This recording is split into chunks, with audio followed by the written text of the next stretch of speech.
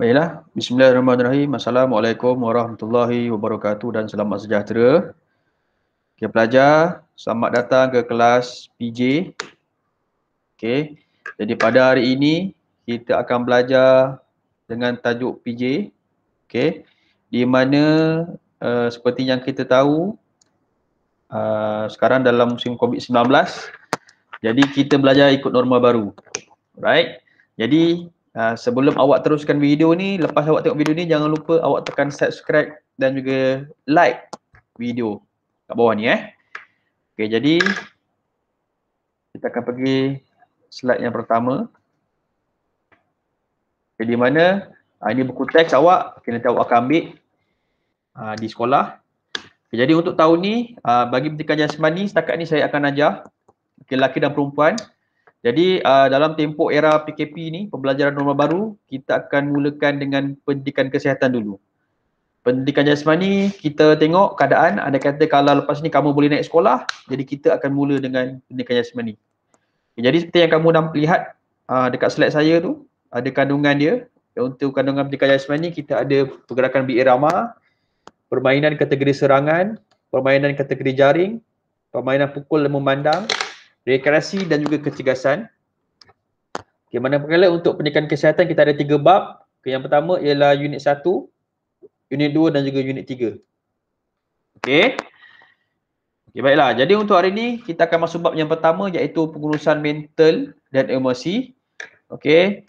Kita akan fokus kepada kemurungan. Okey, kemurungan. Okey, kemurungan dari segi saintifik bermaksud ialah satu penyakit mental yang kerap berlaku di kalangan masyarakat dan memberi kesan negatif kepada seseorang termasuk murid sekolah. Okey, kemurungan ni dia mempengaruhi emosi, sikap dan cara berfikir seseorang. Okey, maksudnya kemurungan ni kita boleh nampak secara jelas. Okey, kalau sebelum ni dia sentiasa berkawan dengan kita. Okey, dia ramai kawan, tetapi lepas satu mungkin besoknya dan juga seterusnya dia berkesorangan. Dia tak nak cakap dengan siapa-siapa. Dia melayan diri sendiri seorang-seorang. Itulah salah satu contoh kemurungan. Okay. Di mana kemurungan tu sebenarnya bukan dia tak nak cakap kepada seseorang, tetapi dia berfikir, apa salah aku? Okay. Kenapa semua ini berlaku terhadap aku? Dengan siapa aku perlu luahkan masalah aku ini? Dan sampai bila aku perlu tanggung semua beban ini? Maksudnya segala persoalan tu dia berada kat dalam fikiran orang-orang yang mengalami kemurungan tu. Okey. Kemurungan. Tanda-tanda kemurungan. Yang pertama, kelihatan letih dan kurang bertenaga semasa melakukan aktiviti harian. Di mana seseorang yang mengalami kemurungan dia akan rasa cepat penat. Okey. Kenapa dia cepat penat? Kerana malam dia tak cukup tidur. Dia asyik memikirkan pelbagai masalah, okey, maka dia kurang tidur, maka menyebabkan dia kelihatan letih dan kurang bertenaga. Itu dia. Itu tanda yang pertama. Tanda yang kedua, perasaan dan juga pemikiran negatif. Di mana kemurungan tu menyebabkan seseorang itu emosi dia sentiasa tak stabil. Dia berasa mudah marah. Okey, berasa mudah sedih. Terlalu tiada motivasi. Okey, kelesuan dan dia berasa hidup ni kosong, tak ada apa-apa. Yang ketiga ialah tabiat pemakanan yang tak normal.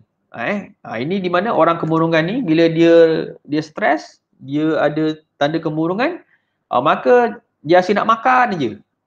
Kalau sebelum ni dia makan 3 kali sehari, okey, mungkin bila dia murung ni dia jadi makan 10 kali sehari. Tabiat makan itu luar biasa. Okey. Yang keempat ialah kurang tumpuan. Di mana kemurungan menyebabkan remaja hilang fokus di dalam kelas, seterusnya hilang minat untuk belajar. Contohnya macam kemurungan. Kamu kemurungan ditinggalkan oleh girlfriend ataupun boyfriend. Jadi dia tinggalkan kamu, kamu tak tahu kenapa dia tinggalkan kamu. Jadi bila cikgu mengajar, kamu asyik berfikir saja kan, kenapa dia tinggalkan aku, kenapa dia tinggalkan aku, kan. Jadi menyebabkan dia kurang tumpuan. Okey. Seterusnya ialah hilang keinginan untuk bersosial. Okey, di mana kemurungan menyebabkan seseorang itu menjauhkan diri atau mengasingkan diri daripada keluarga dan juga rakan. Dia tak nak kawan dengan siapa-siapa.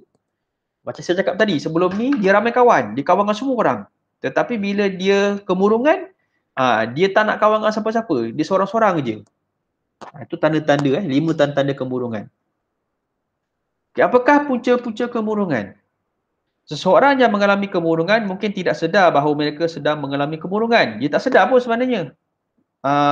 Kita tak sedar kita mengalami kemurungan. Tetapi mungkin kawan-kawan kita nampak. Okay, mereka sering dianggap sebagai gagal, tidak cemerlang, nakal dan cepat mengalah. Okey. Di mana contohnya mereka yang bersendirian. Dia duduk seorang-seorang, okey, kemudian menangis, tiba-tiba nangis ataupun tiba-tiba mengalami kesedihan yang melampau sehingga boleh mengancam keselamatan diri dan juga orang lain. Maksudnya bila dia kemurungan tu, dia duduk seorang-seorang. Kemudian dia menangis.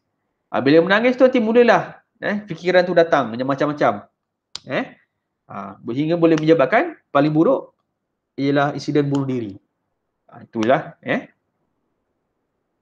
okay, punca kemurungan. Okay, tadi kita dah lihat tabiat kemurungan. Okay, ini punca dia. Yang pertama ialah rasa malu. Okay, rasa malu disebabkan oleh kesan sejarah hidup yang pahit ataupun kurang sokongan daripada ahli keluarga. Dia rasa malu dengan diri dia sendiri. Okay. Maksudnya mungkin sebelum ni dia ada melakukan perkara-perkara yang tak baik. Jadi masyarakat beranggapan dia ni orang yang jahat. Jadi dia rasa malulah. Sehingga boleh menyebabkan kemurungan. Okay. Yang kedua, kehilangan orang yang tersayang. Di mana kematian ibu ataupun bapa secara mengejut akibat kemalangan. Ini apabila kita tidak dapat mengawal emosi perasaan sedih tu, maka dia boleh menyebabkan punca kemurungan. Yang ketiga, gagal dalam pelajaran. Di mana dia lemah dalam satu pelajaran menyebabkan rasa rendah diri ataupun menerima tekanan daripada ibu bapa. Okay. Maksudnya kalau contoh yang lain, mungkin sebelum ni dia seorang pelajar yang bagus. Bila periksa je dapat A, bila periksa dapat A, tiba-tiba periksa percubaan tak lulus. Jadi dia mula berfikir, kenapa aku tak lulus? Kenapa aku tak lulus?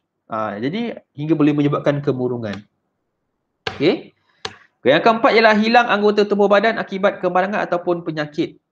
Di mana seseorang yang hilang anggota badan akan lebih cepat berasa rendah diri, hilang keyakinan, suka menyendiri dan juga merasakan diri tidak berguna. Contohnya, kamu bawa motor laju-laju. Kan? Lalu depan sekolah awak rem lagi. Rem kan. Lepas tu kau horn lagi tanpa cikgu kan. Lepas tu tiba-tiba kau langgar lori. Langgar lori, okey, hilang tangan, hilang kaki. Bila hilang tangan, hilang kaki tu, kamu merasakan kamu tak yakin diri kamu lah. Aku tak boleh jalan, aku tak boleh makan sendiri. Jadi itu boleh menyebabkan punca kemurungan. Yang kelima, masalah keluarga. Di mana ada keluarga yang selalu bergaduh ataupun ibu bapa yang berpisah akibat penceraian. Okey. Yang keenam, penyakit kronik. Di mana penyakit kronik seperti kanser. Okey. Tahap 3 dan juga tahap 4. Okey, maksudnya bila ada penyakit, kita rasa, oh aku nak mati ni, aku ada penyakit, aku nak mati ni. Jadi, itu boleh menyebabkan kemurungan. Okey, yang ketujuh, trauma psikologi ataupun emosi. Di mana, ini sering dibuli. Kalau ada kawan kamu, bully kamu kan, kata gemuk, hitam. Kan? Jadi, bila trauma itu dinamakan sebagai trauma psikologi ataupun emosi. Okey. Dan juga mangsa penderaan, iaitu pesakit yang pernah mengalami penderaan semasa di kanak-kanak. Okey.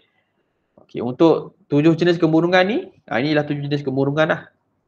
Iaitu unipolar, bipolar, dyskinesia, kemurungan psikotik, gangguan afektif, kemurungan remaja ataupun kemurungan selepas bersalin. Ini contoh jenis kemurungan. Jadi untuk mengelakkan kita terjebak dengan penyakit kemurungan ni, macam mana? Yang pertama sekali ialah kita hendaklah berpegang kepada ajaran agama, di mana agama telah mengajar kita bagaimana untuk kita percaya bahawa apa yang berlaku dalam hidup ini merupakan satu ketentuan daripada Allah ataupun Tuhan. Itu dia. Di mana kita mendekatkan diri dengan amalan kerohanian dan agama. Kita banyakkan solat, kita banyakkan sembahyang dan kita banyakkan berdoa. Dan kita percaya apa yang berlaku ini merupakan takdir daripada Allah. Okey, itu Tuhan. Yang kedua, tingkatkan keyakinan diri. Okey, di mana sebagai seorang pelajar, okey, bukan semua pelajar tu dia tak pandai, bukan semua pelajar tu dia tak boleh bercakap, tetapi kita kena percaya pada diri kita sendiri. Okay, yang pertama sekali ialah segi teknik komunikasi. Maksudnya bila kamu ada masalah, kamu cerita dengan kawan baik kamu. Aku ada masalah lah, macam ni kan. Okey, banyakkan tengok video-video motivasi. Okey. Yang ketiga ialah tidur yang secukupnya. Di mana tidur yang cukup, okey, boleh menggunakan tekanan dan juga kemurungan. Okey, di mana kalau tidur yang cukup dia dapat mengelakkan diri daripada penyakit insomnia. Insomnia ni maksudnya dia tak boleh tidur malam. Malam ni dia tak boleh tidur, malam ni tak boleh tidur. Jadi penyakit insomnia ni pun kalau tak dikawal boleh menyebabkan kemurungan. Okey. Yang keempat, amalkan gaya hidup sihat, di mana kesihatan fizikal yang baik melalui amalan diet yang sihat. Okey, maksudnya makan secara sihat, buat aktiviti fizikal dengan sihat. Maksudnya apabila kita membuat aktiviti fizikal, petang-petang kamu pergi berjogging ataupun bermain bola dan sebagainya, maka kita akan mendapat tidur yang cukup. Dia berkait ni. Yang kelima, bertenang dan juga sentiasa bercakap positif. Okey, maksudnya di sini ialah apa yang berlaku, okey, kita relax, okey, kita cool down. Okey, kemudian kita dapatkan nasihat ataupun bimbingan daripada kaunseling, guru yang boleh dipercayai, mak ayah, ataupun yang paling dekat kawan. Maksudnya kita cerita. Kita dalam hidup kita mesti ada satu atau dua orang kawan-kawan kita yang kita percaya pada dia. Mungkin kita selalu bercerita dengan dia pasal benda-benda peribadi. Bagi contoh awet dan juga sebagainya. Jadi pastikan sebagai seorang kawan, mungkin kawan kamu pernah bercerita tentang hal peribadi dia kepada kamu. Jadi sebagai seorang kawan itu bermaksud dia percaya pada kita. Jadi bila dia bercerita tu kita mungkin boleh jadi pedangan yang baik dan juga mungkin kita boleh bantu untuk dari segi idea, cadangan macam mana kita nak mengatasi masalah dia, kan. Pastikan cadangan tu ialah cadangan yang positif. Okey. Baiklah. Jadi itu saja untuk PDP saya tentang kemurungan. Okay, seterusnya ialah tugasan, di mana sebelum kamu buat tugasan ni, saya nak minta kamu buka buku nota. Okay, buku nota PJ, gunakan buku nota kecil saja satu. Okay, kemudian depan tulis indeks. Salin balik nota-nota yang kat depan tu. Dan kemudian buat tugasan ni. Okay, hantarkan gambar kepada saya. Okay, nanti saya akan beritahu dalam grup WhatsApp. Okay, apa-apa soalan, boleh bertanya dengan saya. Boleh WhatsApp saya. Okay, insyaAllah saya akan bantu. Itu saja untuk hari ini. Terima kasih kerana menonton. Jangan lupa subscribe dan juga like video saya. Terima kasih.